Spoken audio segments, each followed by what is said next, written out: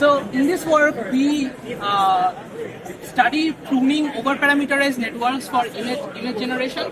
So there are several ways to use deep networks for recovering images, like for deep image prior.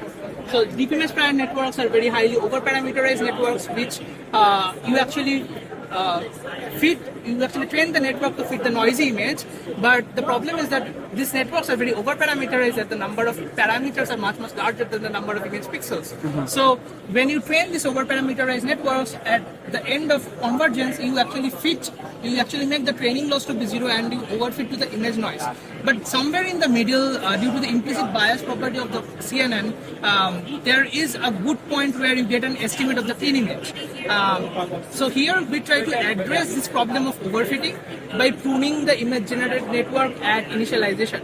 So what we do is, given any random initialization, like theta n is any random initialization, we want to learn a mask m. That means learn a 0-1 mask multiplied to this random initialization.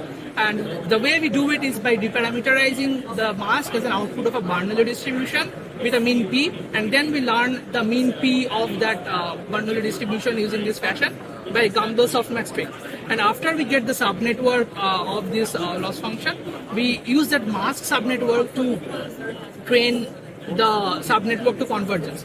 So the step one where we learn the mask using the noisy image y,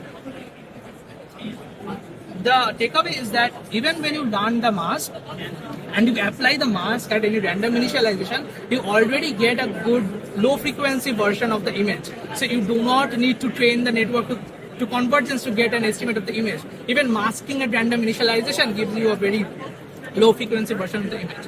And then you take that mask subnetwork to train till convergence. As you can see here, the blue line is the PSNR training for the mask subnetwork, and this curve actually alleviates overfitting because the number of parameters in the sparse subnetwork is much lesser than the number of image pixels. So the training loss do not go to zero, and you actually alleviate overfitting, and you do not need the requirement to do early stopping, because early stopping is very hard, because all these PSNR curves are obtained by comparing it against the clean image. So you usually don't have the clean image in hand if you are doing an ideal reconstruction scenario. So you see, like if you have a sparse network, you do not overfit. And the good thing about this, if your images are from the same distribution, you can actually use one subnetwork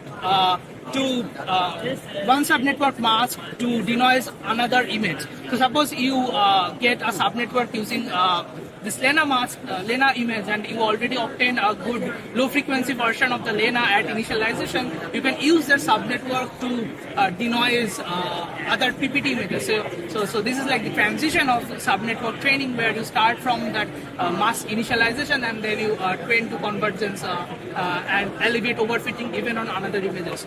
And what we show is that when you look at the architecture pattern of these sparse subnetworks, what we show is that the decoder part, which has the upsampling operations, have the most number of parameters left, and the last layer of the network is directly responsible for image generation, so that has like a very large number of parameters left, while the encoder part, which is like far away from image generation, has very less number of parameters left.